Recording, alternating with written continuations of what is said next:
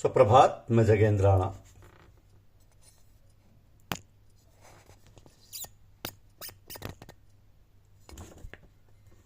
देहधारियों की तीन अवस्थाएं, यह हमारी आज की आध्यात्मिक चर्चा का विषय। देहधारियों की तीन अवस्थाएं। इस देह में देहधारियों की तीन अवस्थाएं होती हैं: बाल्यावस्था, यौवन और बुढ़ापा। इसी प्रकार दूसरी देह की प्राप्ति भी एक अवस्था है। बालकाल, यौवन और बुढ़ापे के आने जाने की भांति दूसरी देह में जाना भी एक अवस्था मात्र है। उसको आत्मा का मिट जाना नहीं मानना चाहिए। उस परिवर्तन में बुद्धिमान मोह में, अज्ञान में नहीं उलझता। तो एक ही देह पर जब बालकाल के पश्चात यौवन आता है तब अवस्था बदल जाती है। बालकाल की कोमलता नहीं रहती। इसी प्रकार जब देह पर वृद्धावस्था छा जाती है तब यौवन अवस्था नहीं रहती, परंतु अवस्थाओं का साक्षी यानी जानने वाला एक ही बना रहता है, वो नहीं बदलता। इसी प्रकार मरना भी एक अवस्था, परिवर्तन है मात्र है, उसमें आत्मा का नाश नहीं होता। तो जब मरण जीवन केवल अवस्था परिवर्तन है तो सुख दुख क्या है और किसको होते हैं? तो इंद्रियों के जो रूपादि विषयों के साथ संयोग हैं वे ही शीत उष्ण सुख दुख देने वाले हैं। इंद्रियों की वृत्तियों का बाहर के विषयों के साथ संयोग ही अनुकूल प्रतिकूल भाव का कारण है। वह विषय उत्पत्ति नाशवान है, अनित्य हैं। तो देखने सुनने आदि के भाव से जब चित्तवृत्ति रूपादि विषयों में जाती है तो उनमें तदाकार हो जाती है, उनमें अनुकूल प्रतिकूल की कल्पना कर लेती है। तब अनुकूल से राग और प्रतिकूल से दोष होने लगता है। इसी से सर्व सुख दुखों की उत्पत्ति होती है। तो विषयों में चित्तवृत्तियां ठीक उसी प्रकार विषयकार बन जाती हैं जैसे जल क्यारे अथवा सांचे के आकार के अनुसार अपना आकार बना लेता है। तो दूसरे के आकार को तथा स्वभाव को अपना मान लेना ही अभ्यास है। मैं विषय रूप हूं, मैं देह हूं, मुझ में नए पुरानेपन का परिवर्तन है, मैं होकर नहीं रहूंगा इत्यादि भावनाएं ही अध्यास है। प्राणियों में ये जन्म जन्मांतरों से चली जाती हैं। ये भावनाएं ऐसी पक्की अध्यस्त हो जाती हैं कि प्राय प्राणी अपने को इन भावनाओं से भिन्न नहीं जानते। ये बड़ी अविद्या है और यही बड़ा ज्ञान है। तो रूपादि विषय प्रकृति का विकार है, वे उत्पन्न हुए हैं, इस कारण समय पाकर नष्ट भी हो जाएंगे। इनमें आत्मा की भावना हो जाने से इनको परिवर्तन आदि स्वभाव आत्मा पर सवार हो जाते हैं। वे आत्मा को ऐसे ही आच्छादित कर लेते हैं जैसे सूर्य को मेघमाला तथा चंद्र को राहु। पर प्रकृति के विचारों को, बाहर के परिवर्तनों को अपने आप में मान लेना ही नाना प्रकार के कष्टों और क्लेशों का कारण कहा गया है। विवेकी को तो यही धारणा करनी चाहिए कि इंद्रियों का जो विषयों के साथ संयोग है वो नाशवान है, वो सदा एक रस नहीं रहता।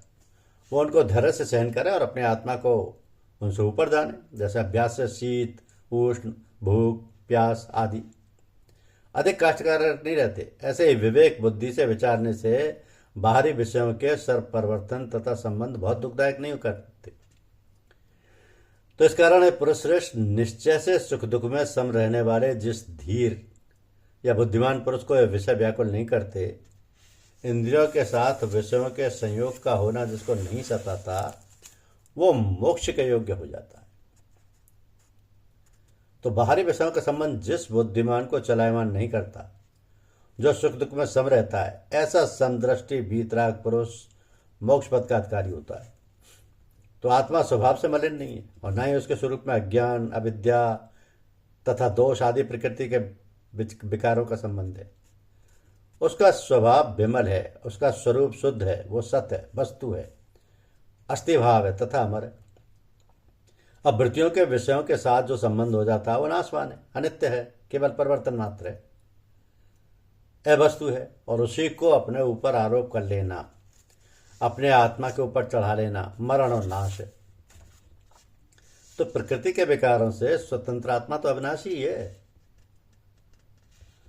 तो असत का यानी अवस्तु का भाव होना या अवस्तु का भाव नहीं होता और सत्य का नाश भी नहीं हुआ करता। इन दोनों का सिद्धांत देखने वालों ने देखा है कि तत्वदर्शियों ने सिद्धांत जाना है कि जो नहीं है वो नहीं होता। नास्तित्व से कोई वस्तु नहीं होती और जो वस्तु अस्तित्व है में है उसका कभी विनाश नहीं होता। मतलब आत्मा का अस्तित्व है वो वस्तु है, इस कारण इसका नाश त्रय काल में कदापि नहीं हो सकता। जन्म मरण केवल अवस्थाएं हैं जो प्रकृति के संयोग से आत्मा पर आती जाती रहती हैं। उन अवस्थाओं के नाश से आत्मसत्ता का नाश मानना भारी भूल है। तो परमेश्वर को भी अविनाशी जानिए जिससे ये सब विस्तृत हुआ है। इस ना बदलने वाले परम पुरुष का नाश कोई नहीं कर सकता।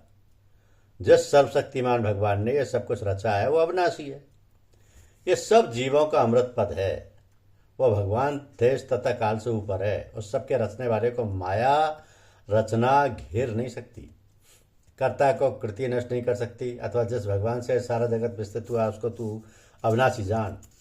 और यह ना परिवर्तन होने वाला आत्मा जो मोह माया बस तथा ज्ञान से प्रकृति के परिणामों को अपने में होते मानकर जन्म मरण में फंसा पड़ा है, इसका विनाश भी कोई नहीं कर सकता। यह भी स्वरूप से अमर अविनाशी तथा अमृत है।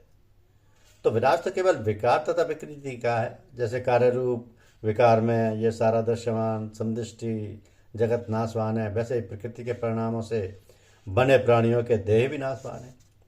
जैसे विश्व रचना अनित्य है उसी प्रकार व्यष्टि देह भी अनित्य है।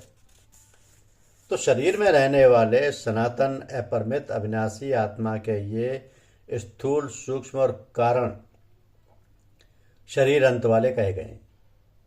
इस कारण ये कहा गया कि आत्मा नित्य है, अविनाशी है, वह कारण कार्य भाव से रहता है, वह बनी हुई वस्तु नहीं है, वह सनातन अमर सत्ता है। ऐसी आत्मा अपने अनंत जीवन, अपने सत्य स्वरूप, अपने चेतन स्वभाव, अपनी अगम्य गति तथा अतुल शक्ति के कारण अपरिमित है, माप रहित है। केवल उसके देह ही नाशवान है।